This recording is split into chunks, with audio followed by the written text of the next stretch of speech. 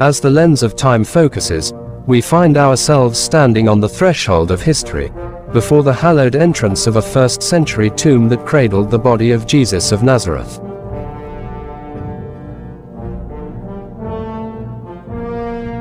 The air is thick with the weight of centuries, and our journey begins here, in the silent chambers that once witnessed the unimaginable.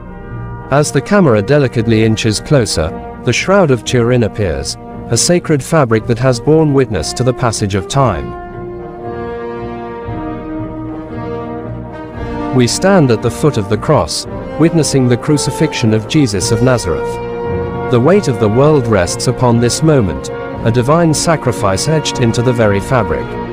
As the nails pierce the flesh, and the heavens weep in the chilling aftermath of the Son of God's sacrifice, darkness cloaks the land, and the very earth quakes beneath the weight of such a profound moment. The Shroud of Turin lies in wait, absorbing the divine energy of a resurrection yet to come.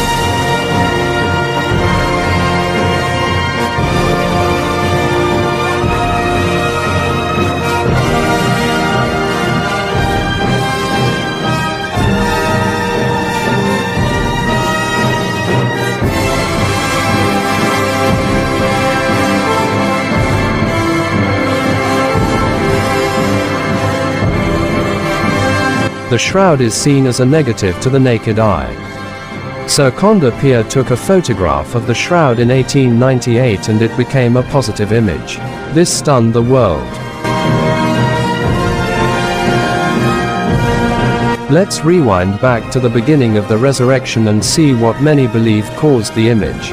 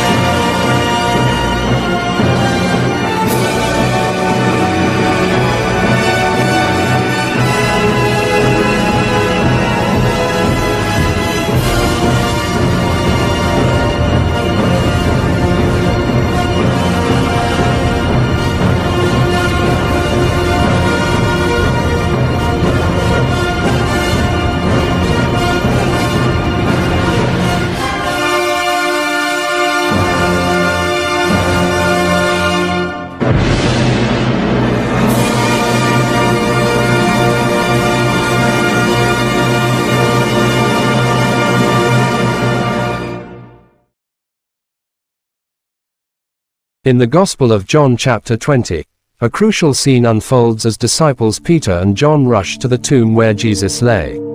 John, reaching the entrance first, hesitates to go in as he observes the neatly arranged linen cloths, signifying an empty tomb. Peter enters the tomb to find the cloths undisturbed, the headcloth neatly wrapped in a separate place.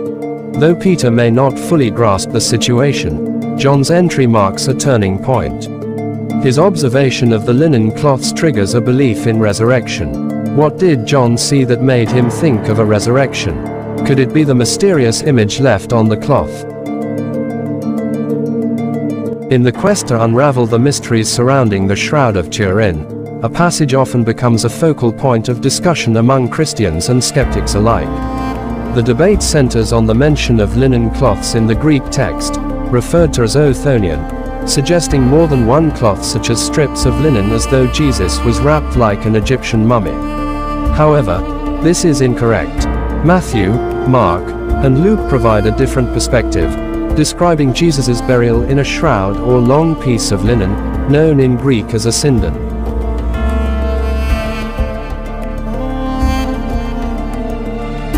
The apparent discrepancy dissolves when we consider that there were, indeed, multiple shrouds in the tomb. A notable revelation emerges as we examine the Shroud of Turin itself. Its side panel bears evidence of being cut and subsequently resewn. Remarkably, Textile experts identify the stitch pattern used in this mending process as originating from 1st century Masada. The intrigue deepens when we explore the connection between the Shroud of Turin and the headcloth, known today as the Sudarium of Oviedo, residing in Oviedo, Spain. This headcloth boasts a recorded history dating back to 6th century Jerusalem. What captivates researchers is the alignment between the blood patterns on the Sudarium and the Shroud of Turin, with over 120 points of correlation.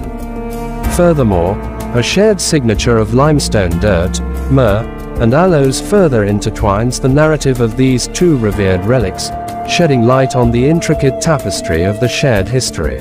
Applying methods akin to those used in forensic crime investigations, the shroud begins to take on the characteristics of a crime scene, and this bolsters the shroud's authenticity.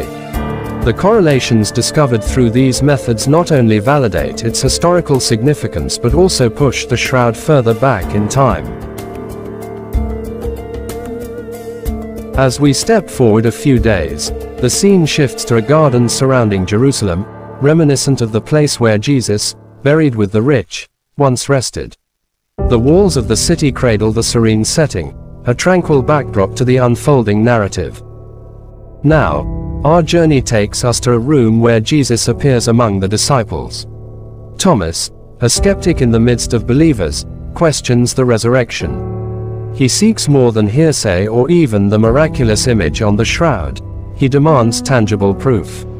In a profound moment, Jesus responds to Thomas's doubt by inviting him to touch the marks on his resurrected body. It's a critical juncture where doubt grapples with the miraculous, and Thomas, rightfully cautious, questions the myriad possibilities, including the theft of the body or an elaborate deception. On the road from Jerusalem, on the road, right beside us. Well, I'm sick of this. I'm sorry, but... Well, unless I see him right here, before me, like that, in front of me, right here, and unless I see the mark of the nails and put my finger into those wounds, I will not believe. Thomas. What? Thomas. I've got nothing to say on this matter to anyone. Anyone at all. Go on. Put your finger here. Touch the marks. Don't be a doubter anymore. Believe. My Lord and my God. Yes. You believe because you've seen me, Thomas. But even happier are those who will believe without ever seeing me at all. Jesus' words to Thomas, "Blessed are those who have not seen yet have believed," aren't a call to avoid signs and wonders. While some misinterpret this as an endorsement of a more elevated faith for those who haven't physically seen Jesus, it's actually an acknowledgement that faith can thrive without tangible proof. It invites a belief that transcends the need for visible evidence. While the disciples were perhaps more fortunate to witness the risen Jesus, their first-hand experience had a profound impact on their lives. At this pivotal moment, Thomas, despite his initial doubt, utters one of the greatest exclamations of faith. Falling to his knees, he acknowledges Jesus as "my Lord and my God." In this revelation, Thomas grasps the profound truth that Jesus holds power over death, affirming his divinity, the Almighty, as Jesus also proclaimed in the book of Revelation. The interplay between doubt and faith in this room resonates as a testament to the transformative impact of encountering the risen Christ.